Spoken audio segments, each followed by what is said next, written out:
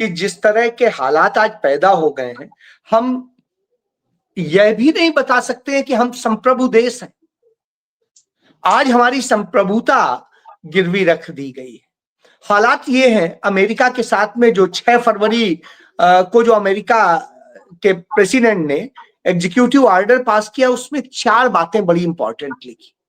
उसमें लिखा कि भारत की विदेश नीति, भारत की नेशनल सिक्योरिटी, भारत की अर्थनीति और भारत की व्यवस्थाएं वो अमेरिका के अलाइन रहेंगी।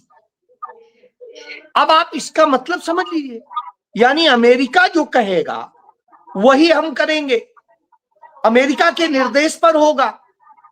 और इसका संदेश दे दिया इजराइल के उस जनरल ने।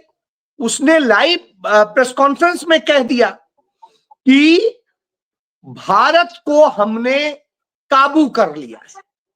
अब यदि वो ये सीधे सीधे लाइव टेलीकास्ट में कह दे रहा है तो इसका मतलब बिल्कुल सही है जो बात कही जा रही थी, क्योंकि जिस तरीके से नरेंद्र मोदी वहां गए, वहां की संसद में खड़े होकर उन्होंने इजराइल का सपोर्ट किया और कहा हम पूरी तरीके से साथ रहेंगे।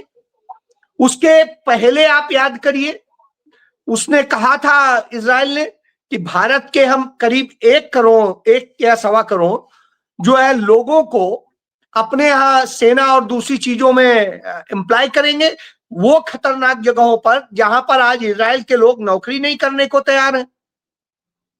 तो ये सारे आश्वासन मिल जाने के बाद नरेंद्र मोदी ने जो समझौते किए, जो मिनिस्ट्री ऑफ एक्सटर्नल अफेयर्स पे पड़े हुए, उनसे ही ये बात पता चल जाती है कि भारत सरेंडर कराया है। और वो सारे 17 बिंदु देख लीजिए तो आपको पता चलेगा कि भारत में अब कुछ भारत के अंदर की चीज गोपनीय नहीं रहेगी, सब इजराइल के पास पहुंच जाएगी, अमेरिका के पास पहुंच जाएगी। उधर अमेरिका के विदेश मंत्री मार्को रूबियो ने कह दिया कि हमने तो पूरी प्लानिंग कर ली थी, इजराइल का आया हमने अटैक कर दिया। यानी वार्ता सिर्फ दिखाने के लिए हो रही थी, कहने के लिए हो रही थी दुनिया को, और वार्ता के बीच में ही आपने यह कर दिया। जब सफलतापूर्वक बात चल रही थी, यानी धोखे की पूरी रणनीति है, तो ऐसी स्थिति में क्यों नहीं बोलना चाहिए। अमेरिका ने साम्राज्यवादी नीति अपनाई है। अमेरिका ने लगातार जिस तरीके से हरकतें की हैं, उसके बाद में दिखता है कि वो तमाम देशों में अपनी गुलाम सरकारें बनाना चाहता है। आप याद करिए 1965-1971 का दौर, तब अमेरिका में पहलवी राजा हुआ करता था वहां का, और जो वहां का वो राजा था, वो राजा भारत के इतना खिलाफ था कि जब हम पाकिस्तान से युद्ध लड़ रहे थे इन दोनों को, उस समय उसने ना हमें तेल दिया और ना ही और तमाम तरह से हमें दिक्कतें पैदा की। इसके बाद में वहां पर भारत से गए एक परिवार के व्यक्ति ने इस्लामिक क्रांति की और वहां की सत्ता बदली, और सत्ता बदलने के बाद में उस शख्स ने भारत के अलाइन नीतियां बनाई, भारत को तमाम लाभ दिए, उस वक्त में तेल दिए जब अनाज के बदले हमें तेल दिए, हमें आर्थिक और हर तरह से मदद की। हम अपने यहां जो नेचुरल गैस लेके आए उसमें उसने मदद की। तो अब आज सोचिए, आज हम सब जो गैस जला करके खाना पका रहे हैं, उसमें बड़ा योगदान है उस ईरान का। तो ऐसी स्थिति में वो देश जब संकट के क्षण में आया, और उसने आखिरी तक हमारा साथ नहीं छोड़ा था, लेकिन हमारे प्रधानमंत्री ने ऐसी हरकत की, इसके बाद में दुनिया में हम किस मुंह से दिखाएंगे कि हम विश्वसनीय हैं, हमारी दोस्ती कोई विश्वसनीय है या हमारा कोई कर्तव्य विश्वसनीय। हम असल में बिल्कुल खोखले हो चुके हैं, ना हम नैतिकता के भरोसे खड़े हैं, जो हमें एक बड़ा नैतिक देश माना जाता था, नॉन अलाइनमेंट के कारण, ना हम बुद्ध और गांधी के आज बात कर पा रहे हैं कि उनके वाले हम उस सिद्धांत को फॉलो कराएं। हम दबाव बनाते, कहते नहीं आपने पहला अटैक किया है, आपने गलत किया है, और गांधी जी की उस बात को दोहराते कि आंख के बदले आंख पूरी दुनिया को अंधा कर देगी, इसलिए ईरान को भी अब शांति बरतनी चाहिए और फिर से एक बार टेबल पे आना चाहिए। हम इसकी अगुवाई करने को तैयार। इतने शब्द कहते भारत विश्व गुरु हो जाता, लेकिन यह क्षमता एक डरपोक में नहीं होती है, जो कंप्रोमाइज होता है उसमें नहीं होती है। हमें आज पंडित जवाहरलाल नेहरू तब याद आते हैं जब देश नया नया आजाद हुआ था, पूर्ण प्रधानमंत्री भी नहीं था, कार्यवाहक प्रधानमंत्री थे पंडित नेहरू। तब वो 1948 में जाते हैं अमेरिका, और अमेरिका की संसद को संबोधित करने का मिलता है, और वहां पर जब उसके बाद वहां के राष्ट्रपति कहते हैं कि हम चाहते हैं आप एंग्लो अमेरिकन जो कंट्रीज की हमने वो बनाई है, संघ बनाया है, उसके आप सदस्य बने। पंडित नेहरू विनम्रता के साथ में उन्हें मना करते हैं और कहते हैं नहीं, हमने इतने सालों तक इसलिए इतनी कुर्बानियां दे के लड़ाई नहीं लड़ी कि हम फिर से एक गुलाम बन जाए। हम संप्रभु देश बनने के लिए आए थे, इसलिए हम इसके हिस्से नहीं बन सकते। और उन्होंने जो नीति 1946 में सबसे पहली बार पंडित जवाहरलाल नेहरू ने ही, जब प्रधानमंत्री भी नहीं थे, तब उन्होंने दुनिया को संदेश दिया था, और तब गुट निरपेक्ष आंदोलन की शुरुआत पंडित नेहरू ने की थी, जो आगे प्रधानमंत्री बनने के बाद उन्होंने पूरी करके दिखाई, और दुनिया के 125 देश उनके पीछे खड़े हो गए। तो आज की स्थिति ये है कि नरेंद्र मोदी सरेंडर हो गए, और किन कारणों से सरेंडर हुए हैं उसके विभिन्न कारण मौजूद हैं, सबको ही जानता है, चाहे एप्स्टीन फाइल हो, चाहे दूसरी और चीजें हो, और इसीलिए ऐसी डील हो रही हैं जिनसे भारत की संप्रभुता भी खतरे में है, भारत के नागरिकों का और युवाओं का भविष्य भी खतरे में है। आने वाले वक्त में कितना बड़ा संकट आने वाला है इसकी हमें अंदेशा भी नहीं।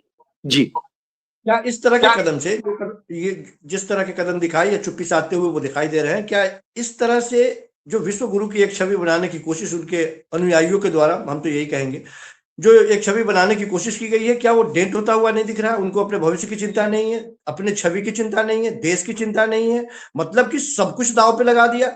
युद्ध ईरान, इजराइल और अमेरिका के बीच में है, लेकिन हिंदुस्तान की छवि दांव पर लगती हुई दिखाई दे रही है।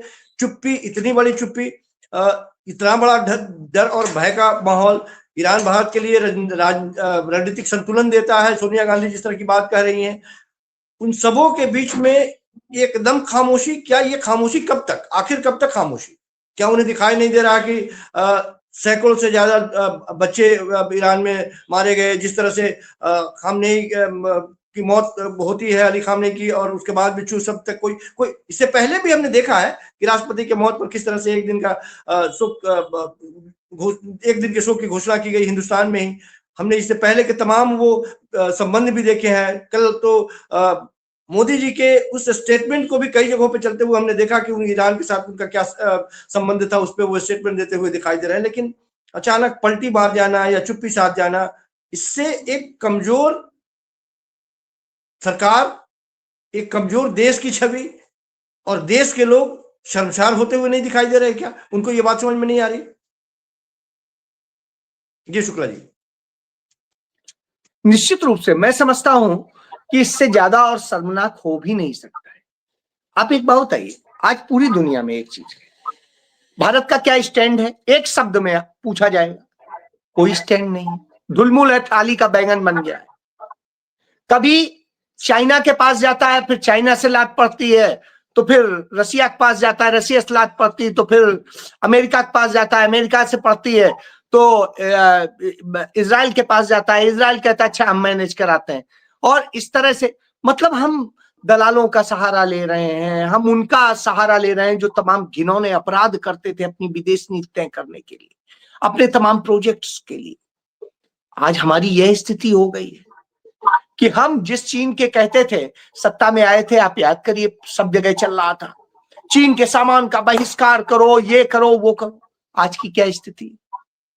जितना व्यापार था उससे कितने गुने ज्यादा हो चुका है, और व्यापार घाटा कितना ज्यादा हो चुका है।